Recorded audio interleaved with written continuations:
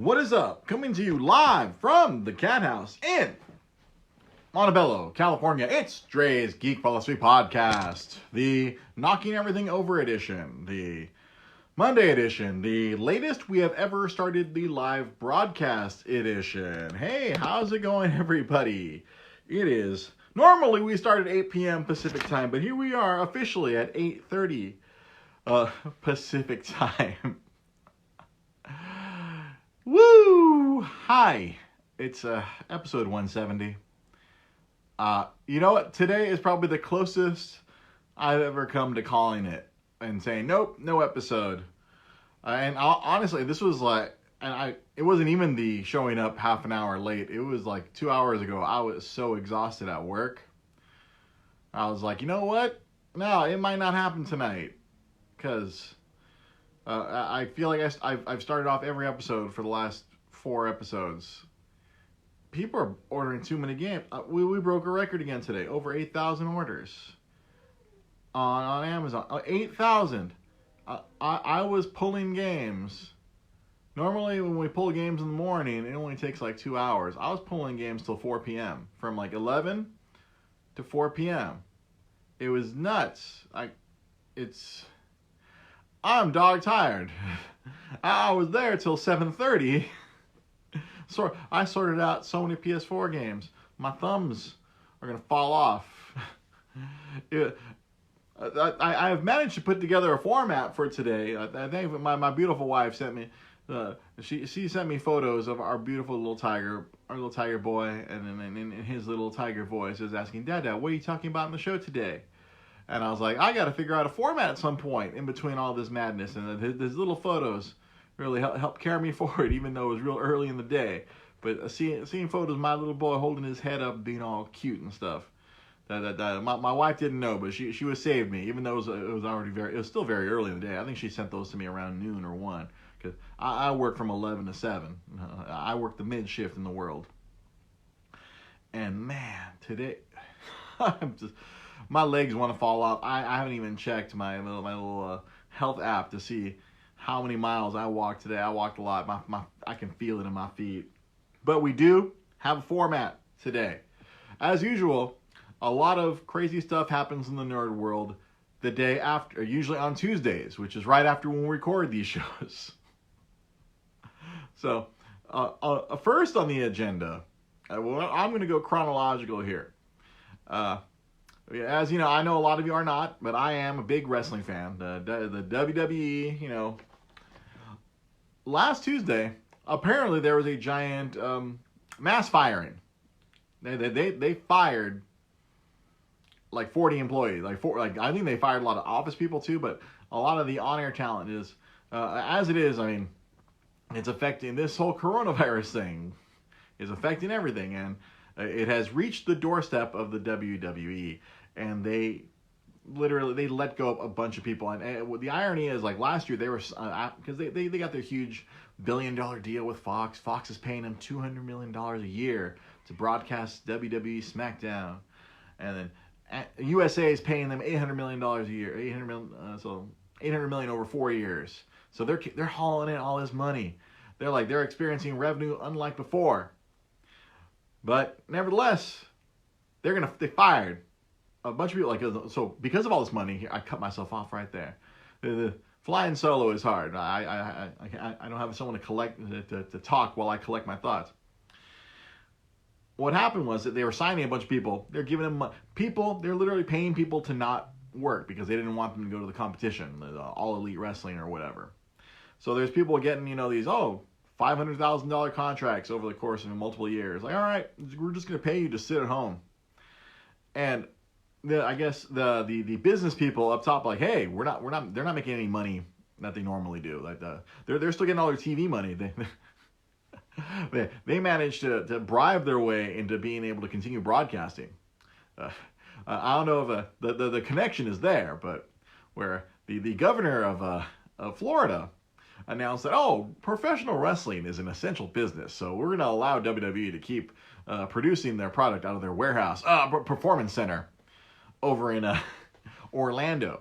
And so they're still broadcasting their live programs. And a lot of people, I'm sure people want to, why is, like, if all these other major sports like like freaking MLB and NBA, they all shut down, but WWE still continues.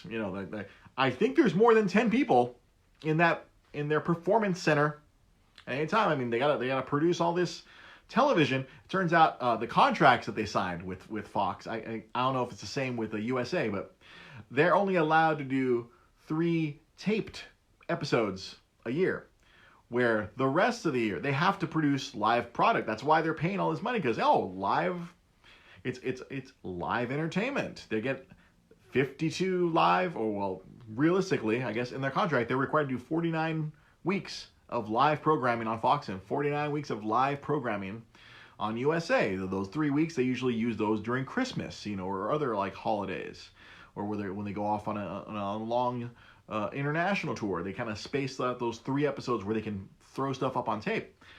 So if they have to go to tape, they show reruns, then that gives Fox or USA a big out, like, hey, we can get rid of this $1 billion over the next 5 years, so we can save money during this whole coronavirus epidemic. So the reason I mention all this is, obviously, WWE, they got to hang on to that money. They got to hang on to that fat Fox money, fat USA money. So, related, unrelated, the governor of Florida received a giant donation from a very interesting, one of those political action committees. Got huge donation. You know who the person who's running this particular political action committee, a PAC, if you're familiar with all this political jargon, one Linda McMahon, who happens to be the wife of Vince McMahon. Millions of dollars, roughly $17 million, have magically been donated to the campaign of this governor in Florida. And the governor goes, pro wrestling is essential. Yes, it is. It's an essential business. WWE, because apparently the week of WrestleMania, the week before, the Florida Sheriff's Department were trying to shut down the tapings that they've been doing. They knew they're taping on Monday night. We got to go over there, shut them down. Hey, stay at home. You guys aren't home. They're flying people in from around the country to tape this stuff. People, because the wrestlers, they don't all live in Orlando. A bunch of them do, but a lot of them don't, and they're flying them in. But hey, you guys shouldn't be in there. You're violating the safe at home. But nope. Suddenly hey, the political action committee run by Linda McMahon donates $17 million to this Florida governor, and suddenly, you know what? Pro wrestling is exempt from this. They can do whatever they want over that Performance Center warehouse over in Orlando. That's perfectly fine. No, they're okay over there. I'm not a conspiracy theory person, but it doesn't take a lot of work to put 2 and 2 together and make that into 4. You know what I'm saying? And then, of course, on top of this, Vince McMahon was also trying to run his football league, the XFL. He was trying to, he revived his XFL because for whatever reason, Vince has to drag this horse out and beat it. So the XFL, unfortunately, much like all these other sports, were affected, and they had to shut their season down. And then abruptly, also last week, or at some point during this whole mess, the XFL declared bankruptcy. And it was discovered because originally, the way Vince McMahon sold this to his investors, because WWE is a publicly traded company, and a lot of times their decision making revolves around their investors, a lot of the shareholders. Even though Vince McMahon, he is the primary shareholder at like 51% or some ridiculous number, whatever, however much he needs to maintain control of his company, but they're publicly traded. He had assured his shareholders that, oh no, there's no money coming from the WWE for the XFL. This is all separate. Vince McMahon sold his own stocks. He was selling off his stocks when they were at their highest. He sold off his stocks. He sold off about $400 million of his WWF owned stocks and made sure he could still, whatever, I think it was Class B stocks. There was some sort of stock jargon. He sold off a bunch so he could finance the XFL. I mean, theoretically, the WWE was financing it because he was selling off his WWE stock, but he was trying to keep it apart. But it turns out, in the bankruptcy filing that was going on last week, it turned out, oh, the WWE was, in fact, having to fund the XFL after this coronavirus thing. Vince McMahon was having to borrow money from himself, from the WWE. So he himself, once they go to bankruptcy court, he himself is a creditor to his own company. And then the WWE ended up owning 12% of the company as well. It was revealed. They're like, oh, wait, sorry. I know we said we weren't going to be putting any WWE money into this XFL thing, but turns out I had to anyway. Sorry, everybody. Hey, we don't think we'll be able to get the television rights. So they just shut the entire thing down and fired everyone. And then all these XFL players are suddenly like, oh, without a job. It's like, Vince McMahon is really winning at this. No wonder the person in the White House is putting him on his committee to help reopen the country. I mean, this guy, he's a success in all that he does. It was just a wild week. If you follow professional wrestling or whatever crazy Vince McMahon does, it was a wild and insane week to be involved in pro wrestling. It was just, Twitter was just ablaze. It was crazy because a lot of these wrestlers are like suddenly unemployed.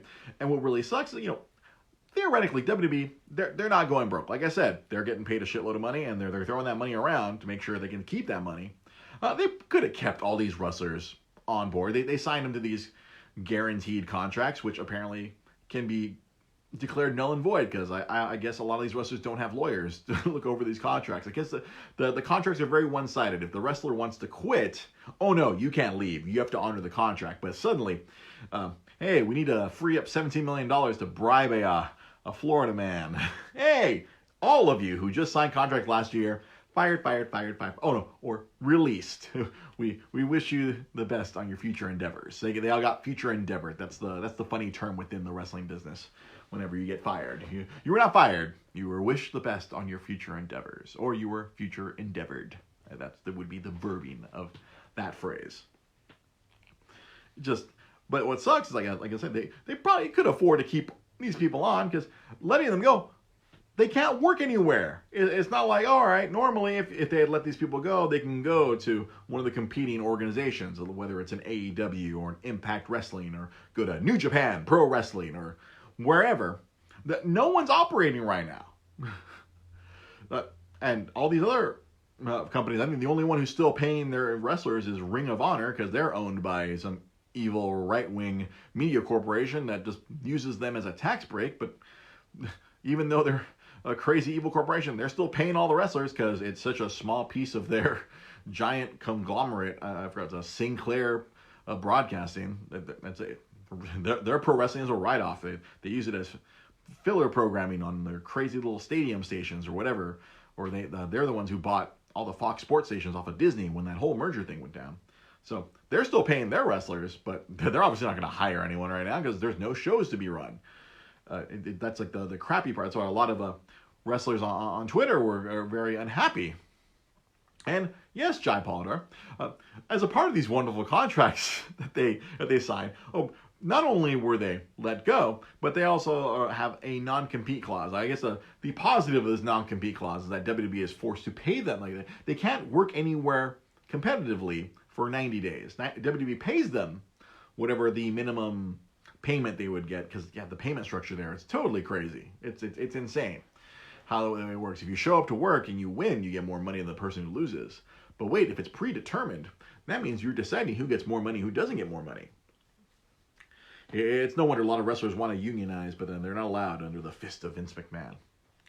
It's just, crazy. Non-compete. They can't wrestle anywhere else for 90 days. So actually, right now, no, they can't wrestle anywhere else anyway for 90 days. So I guess theoretically, they'll be fine. But if this coronavirus thing keeps on going, those 90 days are going to go up, and then there's still nowhere for them to wrestle. Who knows how far this crazy coronavirus thing is going to go? Apparently, Texas thinks it's over today. Good luck to them. Hopefully, any friends I have over in Texas, I hope they're taking care. So, enough of professional wrestling. This is a nerd-based podcast. Let's talk about something incredibly nerdy. Something else that happened in the intervening week between last week's episode, this week's episode, was I believe it was on Wednesday, or it was either Wednesday or Thursday. San Diego Comic-Con finally announced that they canceled this year's Comic-Con, even though everybody else was canceling their stuff while in dance. San Diego Comic-Con took their sweet time. I believe the speculation is that they were waiting until they were forced by the government, whether it be the city government or the state government, to be shut down. That way, their whatever insurances they have would kick in, and it would cover whatever their losses, as they have to more than likely refund all the tickets, refund all the exhibitor stuff, and then all the exhibitor payments. I think they wanted to make sure, instead of outright canceling before and not getting any compensation for whatever insurance they have, I think they were literally waiting until as far as they could. And it was weird. As my friend Lamar Harris pointed out on Twitter and Facebook the other day, like, San Diego Comic-Con and Anime Expo were both trending for very different reasons. So because of San Diego Comic-Con getting canceled, apparently people realized that Anime Expo, which, the biggest anime convention in the world, which happens here in Los Angeles, usually 4th of July weekend, they hadn't canceled either, because I think they were in the same boat of waiting for the government to insist, we're going to need you to not do your thing where you gather, 20,000 people in one area. You're going to not be able to do that. See, government says we can't. Insurance money, please. Please, insurance companies, you have to pay for all of the things that we can't afford to. That's what similar things were happening during WrestleMania weekend, when a lot, like the big WrestleCon convention and all the wrestling shows that would have happened. Not just WrestleMania, because there was a lot of independent shows that would have happened as well. And the gentleman who runs the WrestleCon, it's a big wrestling convention that happens once a year. It's the wrestling equivalent of San Diego Comic-Con. He apparently was going to have to mortgage his house to pay back everybody, but thankfully all the hotels refunded the money, all the deposits, and it was really chaotic. So I think that's why Anime Expo and San Diego Comic-Con were waiting until the absolute last possible frickin' second to cancel their shows. And I think later on, that within the same day, within the same 24 hours, I think after San Diego Comic-Con canceled their show, Anime Expo was like, yes, right, we're canceling too. Don't worry, refunds will be going out. I think Pete Molini was telling me, like, I think Comic-Con was trying to pull some stunt, like, hey, we're going to do a virtual con. You can still keep your ticket for that. It's like, yeah, I'm not paying $150 to watch somebody on the internet. Nah, sorry, that's not how this works. Comic-Con International. I think they were testing it out, because I think that this past weekend was supposed to be WonderCon, which happens here in Anaheim, or nearby. I shouldn't say here. I should say nearby in Anaheim. That's kind of like mini Comic-Con, or the Comic-Con dress rehearsal for Comic-Con International. And they were doing a virtual WonderCon, and I think they were like, hey, if we can still get a lot of this talent and all these panels, we can charge people to watch it on the internet. And I'm pretty sure nerds were not having that. Like, no, you don't pay. I'm not going to turn my Comic-Con ticket into a virtual con. And it's like, or they gave them the option, you can move your Comic-Con ticket to next year, provided there is a Comic-Con next year. Honestly, anyone who thinks this thing is going to stop, we're suddenly going to be able to be normal in like 2 months, is delusional. The way this crazy coronavirus thing is, I think we're going to be locked down for a long time, which is not great for my health, because the way we're selling games because of this coronavirus, I'm going to lose my mind, or my feet are going to fall off. I'm not sure which one's going to happen first.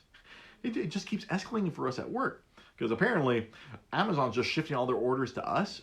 I think that's like we don't have any games. They can ship it for you, and it's just shifting over to us. I think that's why our orders just keep going up and up, because we're doing all of Amazon's work for them. Because they're now, obviously, they're very busy shipping all the essential things. So non-essential, or as far as we're like, video games seem to be very essential. That's what's really moving right now, because people are stuck at home, and we're selling all kinds of weird games. I really keep meaning to make the list of weird games that we're selling. I don't get a chance to. I see, Daniel, I kind of miss sports. I really, I know I had a whole episode where I'm not really as into sports as I used to be, but I kept seeing people tweeting about that Michael Jordan movie last night. I was like, damn, I want to see that Michael Jordan movie. It sounds like really cool. It sounds really cool to hear Michael Jordan drop the dime on all of his teammates doing cocaine. What? It's apparently there was a lot of wild stuff. A lot of the Twitter follows that the people I follow on Twitter were just talking about that Michael Jordan movie. It's like, we need sports. We need sports back ASAP. Now the third item I want to cover also has to do with comic books, and this is something that our erstwhile co-host sometimes, but now more like he's more functioning in a correspondent role. Peter Malini was texting me about how so currently there's no comic books. The distributor, the main distributor of comic books, Diamond Comic Distributors, the monopoly, the essential 99.9% monopoly on comic books, is apparently it's starting to crumble, or people are trying to break it. However you want to slice it. The monopoly that Diamond holds, it's trying to be broken. I guess there some people are trying to be opportunistic within the comic book industry, which obviously our friend Pete, he runs his store, and currently the store is not operating because there's no brand new comics. Diamond Comics is gonna try to reopen because apparently there's a threat out there. So DC Comics, obviously, depending on the time of the year, their number one or number two account. Depends on whether Marvel's being stupid or not. DC Comics, they're proposing that they're going to break away from Diamond and team up with some online comic store, like this crazy store. As Pete was explained to me yesterday, that I guess they had formed a shell company so people wouldn't know. Like, I guess there was this online comic distributor called Midtown Comics. Apparently they're one of the biggest online comic book stores in the world. They were going to take over the publishing. They were going to, I don't know who they got to print comics, or they're going to figure out some way to print all the comics, at least print all the DC comics, and then they were going to distribute them to all the stores somehow. And they wanted to get up and running in like 2 weeks, which is insane because right now all the comic shops are shut down. Like poor Pete Malini, he shut down until further notice. He opened his store, comic books, not really an essential business. There's no new comics, but apparently, hey, they want to ship them out. And then the solution provided by one of the characters behind all this was saying, well, you can just adopt the model that Midtown does and sell comics online, sell them on the internet.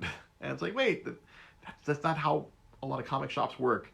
And then I saw today my buddy who runs a store out in Burbank was very he's very how can I say, livid about this entire situation. Where it's like a lot of people are like, hey, wait, but at least we get away from Diamond. And it's like, you don't leave Diamond to go to a worse situation, because as Pete pointed out to me yesterday, it's like, at least Diamond did not directly compete with all the people they were selling comics to. They just sold comics. They were just a distributor, and they don't sell the comics themselves at retail. If they shift over to this Midtown Comics, which they were trying to hide behind a shell company, but of course people with the internet were able to sleuth that out. Obviously, all the comic shops would be selling their books, but then they would be undercut by this big retailer. That, of course, hey, we're the publishers now. Hey, we can sell this for whatever price we want because now we're the direct facilitator of these comics, and they can continue to undercut comic shops around the world. Like, wait, I think it just helps facilitate the demise of our local comic shop. It's like, wait a minute, we have to buy these from you, and you're going to sell them for less than we sell them for online, and discourage people from going to local comic shops. Like, I have to buy this $3.99 comic, but you go online and sell it for $3. What the fuck? It presents quite a quandary. So all these nerd entertainment things are I feel like everything's in danger as far as nerd stuff goes. Obviously, a lot of stuff's in danger. Our very lives are in danger. But we cover the nerd world here, so that's where my laser focus is on, and I'm very concerned about the comic book industry right now. If the people in charge I mean, we're talking about the guy in charge of DC Publishing, Jim Lee. You may remember him from the 90s. We used to draw. But he's the guy in charge of everything. He's the one kind of pushing this agenda like, hey, let's leave Diamond and go with these people that I know, Midtown Comics. And in response, Diamond Comics immediately said, oh, well, we can get up and running as soon as May. So don't anybody be leaving. You guys can't be leaving. We can be up and running in May. But the comic shops may not necessarily be running in May. You're going to be asking these stores to go buy thousands of dollars in books and not be able to sell them? Maybe?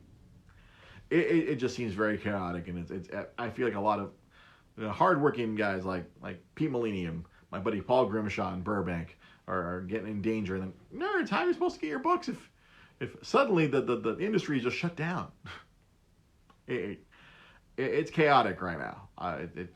It's pure chaos if you're a nerd right now. I'm sure a lot of people are like, oh, I'm just gonna play my Animal Crossing and watch my Netflix and be peaceful. But like, there's a lot of shit going on. Like right now, we keep hearing about how Nintendo's not shipping out anything. Like if you're trying to find a Nintendo Switch right now, yes, Irv, the guy who does drawing videos on Facebook and Twitch, he does them a lot on Twitch. If you're trying to find a Nintendo Switch right now, apparently it's nigh impossible because obviously people were buying them up to play Animal Crossing. But on top of that, obviously Nintendo's not producing them right now. And when they do resume production, the report I heard is that they're just going to keep them in Japan. They're not going to ship them out. So it's getting wild out there for nerds. Trying to track down your own, like some nerd shit. You just want to play some games. It's getting harder and harder. Well, we literally ran out of PlayStation 4 controllers at work. Apparently, there's a run on them. Either people are breaking them, or people are realizing there's more than one person in the house, and if they want to play their NBA 2K with someone else in the house, they want to play some WWF 2K20 with someone else in the house, they need more than one controller. We blew through, I forgot what the total was. It was like 8,000 controllers in 3 weeks, and they're gone. I don't know if Sony's producing stuff. Shit. I don't know what's going on. It's just getting wild out there. Oh, see, Daniel Wong, you refuse to buy Animal Crossing because if you start, then your kids will want to. No, avoid it. No, you want to avoid Animal Crossing. It will suck your life away. I have played it thrice in my life. I played it on the GameCube, I played it on the original DS, and I played it on the 3DS. I didn't play it on the Wii, but I have it on the Wii. It's in the collection somewhere. But yeah, no, you want to avoid Animal Crossing. It just sucks your life away. You don't understand. You don't understand. It just takes your life. See, Kia, all right, now you say no one wants to play that game. I beg the difference. See, you know a bunch of intelligent gamers who don't want to play that game. No, there's a bunch of dumb gamers out there. Judging by the amount of games I am shipping out, there's a lot of people buying bad things. There's a bunch of people playing games that are quantifiably not good. Believe you me. The amount of like what you and I would call garbage games are selling by the dozens. Believe me, we're selling older versions of 2K. We're playing them all. Yes, Animal Crossing is an addiction. You want to avoid. We had one copy left at work, and my boss goes, "Hey, did you want this?" I was like, "No, I do not. I don't. But the addict in my brain was like, "Yes, get the game, get all the bells, get your house, have fun, chop all the trees, be rude to all your neighbors." Because I was always very rude to my neighbors. Because you could write them letters and they don't read them, but I could feel good in knowing that I was calling them terrible names in the letters. It was quite fun. Until I'd find like an annoying neighbor. I'm like, okay, I like you. You're funny. You're annoying all the other neighbors. I played Animal Crossing very weirdly. It was fun and weird. But when I was waking up at 3 a.m. to try to fish for a shark, I was like, nope, I need to get out of this. I can't anymore. I am amusing the hell out of my son over here on the right. My beautiful wife Rosa has brought out little Tiger, and he's watching me do the podcast, and out of the corner of my eye, I saw his little smile. Says no while nodding. No, I don't want it. I want to play Streets of Rage 4 when that comes out. When Streets of Rage 4 comes out for Nintendo Switch, I have to warn you, wife. There's a game called Streets of Rage 4. I'm gonna buy it. I'm gonna find time to play it, even if I have to put that little man in a little baby Bjorn. I'm gonna play it. You want me to take up? It's 9. It's 9 p.m. Oh, well, yeah, honey. I start at 8:30. Are you gonna finish it at 9? No, I'll finish like at 9:15. Yeah, at least go 45 minutes for the crowd. I got a bunch of viewers right now. We got a bunch of viewers right now. I can't just walk away now when we're at double-digit viewers. I have an obligation here on Monday nights. I had D-Lo texting me. He's like, "Where you at, dog?" Apparently, my godson has already caught 2 great white sharks. Yeah, the game. No, it's cocaine. I'll settle for some other cocaine.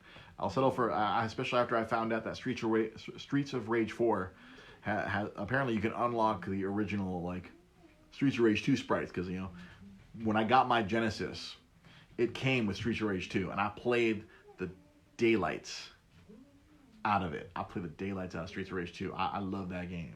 The music, the action, it was awesome. And I found out there's a Streets of Rage 4 coming out, and you can literally put on the Streets of Rage 2 music while you're beating everyone down as one of the Streets of Rage 2 characters. Oh, I'm in. And it's going to be a digital game, but physical copies will be coming out down the line. I got some inside information at work. My boss was giving a heads up. It's like, obviously right now, if you want it digitally, it's going to come out at the end of this month, or I think next week or this week. And then physical copies currently are coming from those people at Limited Run Games, those crazy people. But apparently, after that limited run is done, there might be something else. I probably shouldn't be saying it. A little bit inside information. I might get a limited run copy. I might get something else. I don't know. All I know is I'm not going to buy the digital copy. Oh no. I'm going to get myself a physical copy. It's forever physical. Don't be buying no digital games. Lose your rights. Digital. Don't be buying no digital games. It's fine on your cell phone, but don't be paying $50, $60 for a digital game where you can lose your rights at any moment. I learned that lesson with Destiny. At some point, my $50, $60 Destiny game will be unplayable. Gotta watch out. See my little boy set up over here. It helps when you're on lockdown. Yeah, well, digital games do help when you're on lockdown, yes. But Amazon delivers. And hopefully the USPS stays open long enough to keep going. Yeah, hold on. I have to distract someone right now. Hey, buddy. Hey, little man. How's it going? Yes, I am ringing the rattle for my little, who just turned 3 months recently. This kid's getting so big. Yeah, that's right. Smile for daddy. This kid is getting so big. Yeah, you can order it for me. What was it, last week? One of my friends, one of my Destiny buddies, he ordered himself a copy of Resident Evil 2. I made sure I found it, and I wrote him a little note on the packing slip. I put, hey Bushy, from, and then I put my PlayStation handle, SoCal. I sent him a little note, and even on the label, they had like the name, I put like in parentheses, I put his online handle, Bushy Brow Lee. Put that handle on. So you order something, you give me a heads up, I can find the order in the thousands of orders that we have. I can find it because I'm usually the one pulling and sorting. Haha, you can order from me. Deal Tavern on Amazon. If you want to find, no, we don't have any Switches. We only have software. We got Switch games for days. We got Switch games. Got to get him a Karate Kid drum. Rattle every time there's a new topic. Oh, we're already far beyond that. Is that right? Oh, my executive producer, Tiger, is chiming in. I hope the mic is going to pick him up. Bushy of the Leaf. Oh, he changed his name to Bushy of the Leaf. Oh, I guess people will be able to figure out what his online handle means a little bit more than before, where he's just Bushy Brow Lee. He's now Bushy of the Leaf. Yeah, he's a big Naruto fan, if you couldn't figure that one out. And you know what? Actually, it's quite fortuitous that my son has been placed right here next to me, because the final topic that I wanted to cover tonight, well, especially yesterday, Pete was texting me all about this DC Comics nonsense, and I was hanging out with my little boy.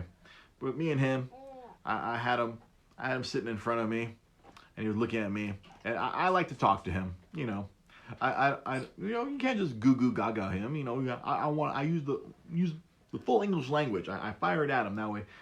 He kind of get him accustomed to speaking. That's something that my wife heard on podcasts. You don't just do that boo da boo boo. You talk to him. And so I was talking to my young man yesterday, especially since I was talking about comics with Pete via text, and I looked at my young man, and I was thinking, son, I don't know which comics I'm going to start you on. Daddy, me, I have a lot of comic books. I have a great deal of books. I have several thousand comic books. I have a lot, young man. But as I was talking to my young man, I was trying to think, how am I going to start you on the comics, young man? There's just so much. I have an ocean of comics. I can't just toss this young man. Well, once he's old enough, when he's like 6 or 7, he starts asking questions. He's able to, read and comprehend, and maybe I'll show him the movies first. I don't know what we're gonna do. But I was trying to think of how I'm going to introduce the reading part, because I want my young man to read. I don't want him to be an uneducated fool. I want my young man to be reading comic books like I was when I was a young man. And I like thinking about all the books that I have. I know there are several I cannot. It's funny. I love how my brain immediately went to like, oh well, I know he can't read Preacher. He can't read Transmetropolitan. That's stuff for when you're in college, young man. Can't be reading Watchmen. Nope, no. That book is not for any time. I mean, not right the way. That's why I said it was like 5 or 6, 6 or 7. But I was like trying to think. I'm like, oh man, like where in the world in my collection can me and this young man start? Thankfully, most of my books, I mean, they only have personal value. I really don't have any books of quote unquote financial value. I mean, most of them, are not expensive. I got the majority of them at a discount, or like especially I was thinking about like I have these old Justice League comic books. I have these Justice League comic books from the early '90s, which were primarily comedic and ridiculous. For my comic book friends, it's the one where Batman punches Guy Gardner in the nose and knocks him out with one punch. Those comics, and I was like, oh, I want him to read those. I want him to see the silliness with the seriousness, because the book was serious at times, but it also was quite silly, and it was one of Dad's favorite books. But I don't know if I can't force him to make him think that, oh no, I want this to be your favorite. He's gonna figure out what his favorite's gonna be on his own, or if he's even gonna like comic books. I hope you like comic books, young man. I can't force. James right here on Facebook says something quite amusing. Are you going to be like that meme and make him wait 1 year between showing him Infinity War and Endgame and tell him that's how it was in my day? Well, no, I can't do that. I can't leave him hanging like that. Maybe I can leave him hanging for like a day. Maybe I can leave him hanging for a day, or we might just have to go like straight through, do the 6-hour marathon of Infinity War followed by Endgame. I don't know. I haven't quite decided that far, but I was trying to think. I was like thinking of all the books that I have. Because this is something that Pete and I would speak about a lot when we did the Multiverse Comics show. That comics are not necessarily young person friendly, and not necessarily in the content, but more in the complexity of trying to read a book, but have to deal with a lot of weight of narrative or a weight of history, because the way a lot of comic book writers write nowadays, they're building stories over the course of several months or even years. And some of the recent stuff, like me, where I've been reading for 30 years, that's perfectly fine for me to jump on board some crazy Batman story that Tom King is telling. That's perfectly fine for me, but I can't be tossing this young man out here, son. We're gonna read all these Tom King comics, but then we're gonna have to go also read a bunch of older stuff that he's referencing historically, and it just becomes this weird wormhole of what to read. It really makes me miss back in the olden days. I don't know if it was a Stan Lee thing, in Marvel Comics, they would, if they were referencing something, they would put a little note in the corner that said, "Oh, this happened in Marvel Team Up 25," and that could inspire you to be like, "Oh, okay, I'm gonna go to my comic shop that has a back issue bin and see if I can find that issue if I want to find out more." Or maybe you have a friend who has that issue and you can go read that one. That's kind of how I did it back in my day. Or I guess as kids do nowadays, they just go rip the file off the internet and just read the comic on their computer. Ugh. It bothers me. That really ruffles my old man feathers to think about stuff like that. I guess. I'm such an old man. Like, no, they must read the books like we read them. You know, or like right there, what Irv said right here on Facebook Live, or one issue per month. Oh no, I can't torture him. You know, you only get that torture when you're reading something current. If something that was already existing, oh here, sit down and read the whole Infinity Gauntlet. Yeah, that's the thing. I read the Infinity Gauntlet when I was in 6th grade. The big story, the one that everyone kind of watched with Infinity War and Endgame, the Infinity Gauntlet. I read that comic, and when I was in 6th grade, and it worked my fragile little mind. And for whatever reason, it made Thanos my favorite villain of all time. And I'm happy that everyone else can see who Thanos is. You know, what is it? All right, I think my young man wants me to end the show. I think he wants my full and complete attention. But that's the how. Yeah, go to Comic Galaxy and ask Mr. Yeah, because back then, I devoted so much of my brain to learning everything about comics. You know, pre the internet. Because you know when you didn't have a search engine, you couldn't just Google it. You'd have to go and find a crazy comic book clerk and go ask him, and I would know. Irv, our mutual friend Darren, he would frequently just have me tell him entire plot lines of stories where like he didn't have to read the book. All he had to do was ask me, and I would give him a 20 to 30 minute synopsis of, oh, let me tell you how Civil War happened, and I would just go boom, boom, boom, boom, boom, boom, boom, boom, boom. Let me tell you about the Secret Invasion, boom, boom, boom, boom, boom. I would hit every single, at least everything that's important, everything that you needed. Now you can just Google it. You can go to Wikipedia and get a quick plot synopsis, or you can go to YouTube and some bald idiot with a goatee with a camera will tell you all about it. I missed my calling. I should have been putting all my comic knowledge years ago onto the YouTube. C'est la vie. Are you unhappy over there, young man? But yeah, it's this young man has me. He will be the Robin to my Batman, because mommy is Catwoman, because she has the Catwoman tattoo on her arm. But yeah, these are now that I've been a dad, and of course, you know, now half of the show is all about my fatherhood and introducing my nerddom to my son. Yes, I know, young man, I'm coming to you in a moment. I just want to put a button on this, young man. You're not being a good executive producer, little tiger. I'm trying to put a button on this.